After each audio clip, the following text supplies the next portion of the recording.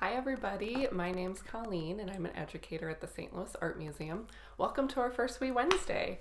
While the museum is closed and a lot of us find ourselves with a lot more time at home, we thought it would be fun to get together and read some books, maybe look at some art from the museum's collection, and most importantly, make some art.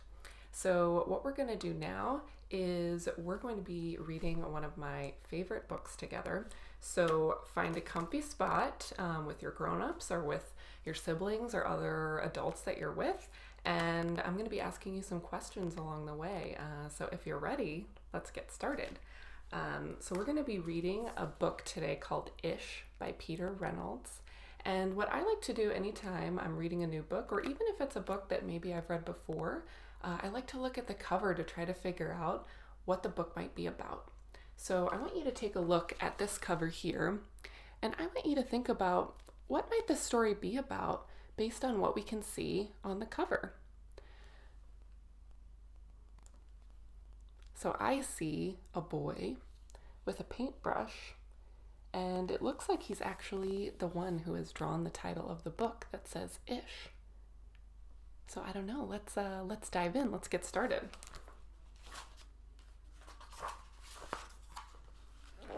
Ish by Peter Reynolds. Ramon loved to draw. Anytime, anything, anywhere. One day, Ramon was drawing a vase of flowers. His brother Leon leaned over his shoulder. Leon burst out laughing. "What is that?" he asked. Ramon could not even answer. He just crumpled up the drawing and threw it across the room. Leon's laughter haunted Ramon. He kept trying to make his drawings look right, but they never did. Has that ever happened to you? Have you ever drawn something and thought, this doesn't look the way that I wanted it to? After many months and many crumpled sheets of paper, Ramon put his pencil down. "I'm done."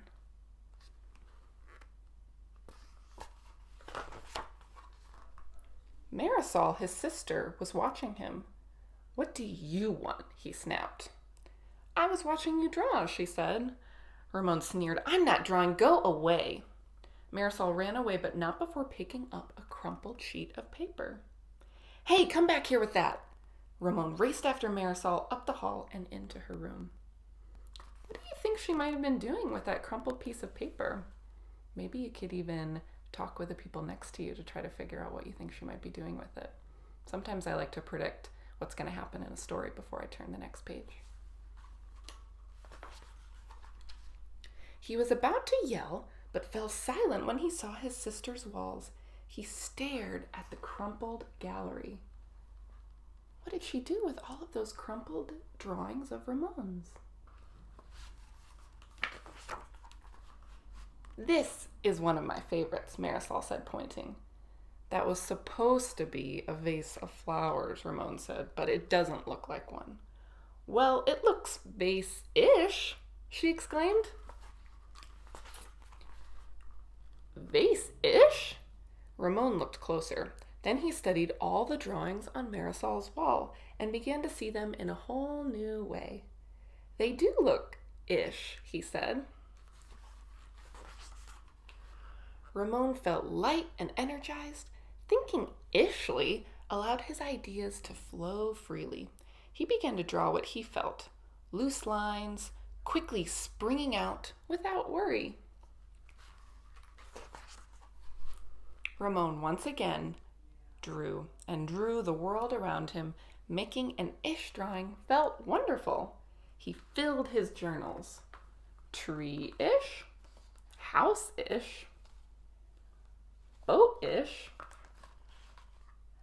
afternoon-ish, fish-ish, sun-ish. What's one of your favorite things to draw? I like to draw plants and animals, and a lot of times my drawings look plant-ish, but that's okay. That's the fun part. Ramon realized he could draw ish feelings too. peace-ish, silly-ish, excited-ish. His ish art inspired ish writing. He wasn't sure if he was writing poems, but he knew they were poem-ish. So I want you to think about how you're feeling today. So I'm feeling really excited today because I get to be with you all and read books and make art, which is one of my favorite things to do. And I want you to think about a pose that you might be able to do based on that feeling. So if I'm feeling excited, my pose might be... So I want you to think about your pose and do that with the people who you're with. Let's keep going. One spring morning, Ramon had a wonderful feeling. It was a feeling that even ish words and ish drawings could not capture. He decided not to capture it. Instead, he simply savored it. He looks really relaxed. And Ramon lived ishfully ever after. The end. So I want you to think about your favorite part of the story, and I want you to share that with the people that you're with. So we're going to travel to the museum now to look at some works of art. So since we can't go there in real life, I want you to imagine how you might get there. Are you going to take an airplane and fly across St. Louis to get there? Are you going to take a submarine and travel through the Grand Basin Lake in the park? Or are you going to get on a magical unicorn and ride all the way there? So think about how you might get there and then go. That was a long journey. So I'm really glad that we made it, but we're here now. So I want you to take a deep breath in and out. And I want you to get comfortable to look at some really amazing works of art. We're going to look at some works of art together now. If you'd like, you're welcome to scroll down on the page and take a closer look at some of the images we'll be looking at together. Feel free to pause the video at any time to get a closer look. Take a close look at this painting. What do you see?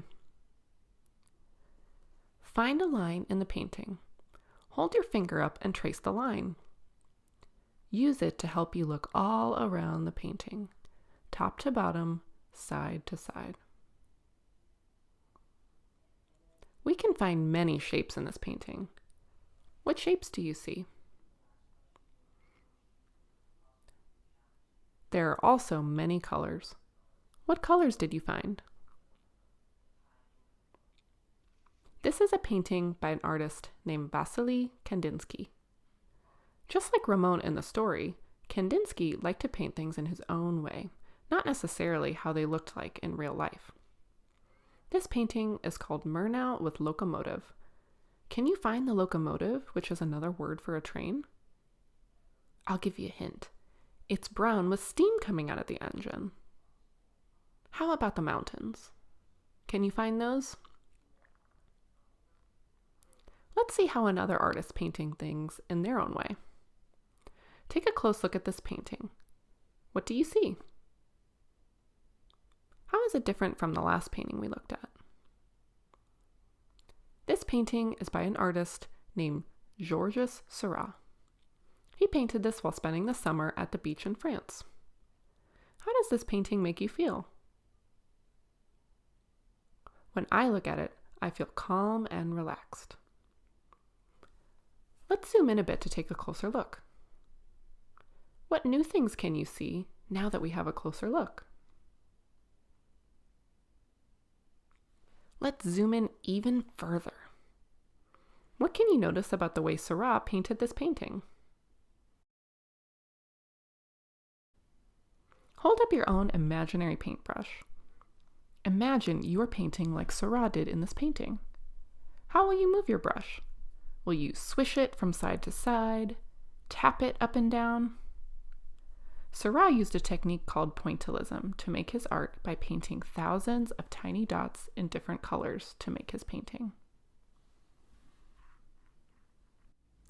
Now that we've looked at some art together, let's travel back home so we can make our own art. So get in your submarine or your plane or hop on your unicorn and let's head back home. So we're going to draw or paint in a very special way today, similar to the way that Seurat painted his painting that we looked at together. And we have a few different choices for what we can use to make our artwork. And I want you to know that the best materials to use for this project are the ones that you already have. So don't worry about what you have. You can make this project as long as you have paper and something to mark with. So I'm going to show you a few different techniques that you can use. So one way that we can do this is we can use a cotton swab, which you might actually have in your bathroom or in, your pharmacy section of your house. And we can use paint. So if you have paint at home, you can use any kind of paint you have. And I think today I am going to be making my ish painting of the way that I feel. And so I told you that I was feeling really excited today because I get to be with you all. So I think I'm going to try to make an excited painting today. So one way we can do it is, like I said, with a cotton swab. And we're just going to dip our cotton swab into whatever paint that we have. Or if you have an ink pad at home, that's a great tool to use too. And just like Seurat, we're going to use pointillism to paint today, which means we're just going to paint with dots. So I'm just going to dot up and down to make my marks here. And like I said, I'm painting a feeling today and I'm feeling excited. So I'm going to use bright colors and kind of some really energetic lines for my painting. And now I might use a different color. And the great thing about Q-tips or cotton swabs is that they have two ends, so I can use the other end for a different color. And see, I'm just dotting up and down, and those are going to make my pointillism marks.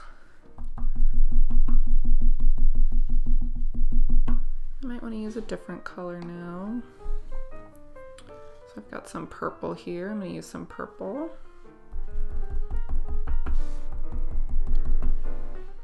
And one thing that you can experiment with is if you put two colors next to each other, sometimes when you look at them from far away, a new color is made just by looking at it, which is kind of fun. And that's definitely something that Seurat did a lot in his artwork.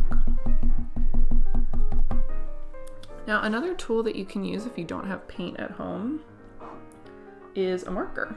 And we can do this exact same process with a marker. We don't have to have paint. So I just have a regular marker here, and instead of drawing side to side like I might, I'm just going to bot my marker up and down to make my lines. So, and I can do the very same thing. And I can make dots that are really close together. I can make dots that are far apart from each other. Can switch colors, so I might add some yellow in here to make it a little brighter.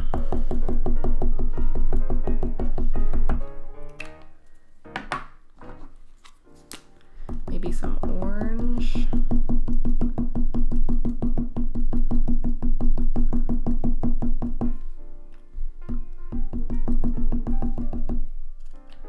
And the last tool I wanted to show you is if you don't have cotton swabs at home, you can also use the end of a pencil if it has an eraser on it. That also makes a really good tool for stamping dots. So if you have an ink pad or if you have paint, you can just dip the end of your pencil in paint and do the same thing. And you might get dots that are a little bit bigger than maybe what you would get with a marker, but that's great too. And you can use a combination of all of these techniques if you'd like. You can use a marker, you can use paint or an ink pad, or maybe you have something else at your house that you think could make a dot if you stuck it in some paint or an ink pad. So I think I might need to add just a few more colors to my ish painting, my excited-ish painting. I think it definitely needs some pink because when I think about being excited, I think about pink.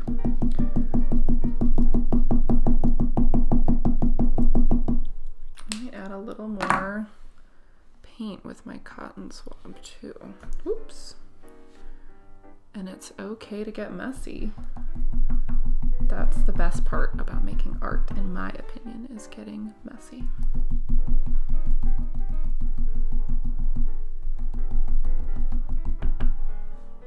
So I think I'm just about done here. And I wanted to show you some other paintings that I made.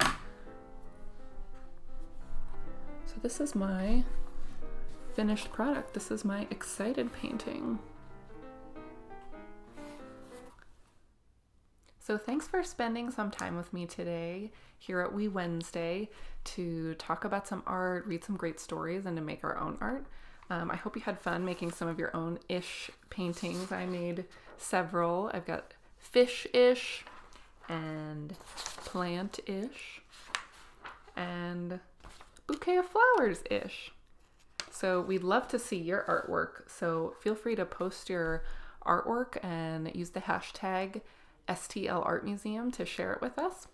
And I hope to see you back here next week. So everyone stay safe and keep on creating. Bye.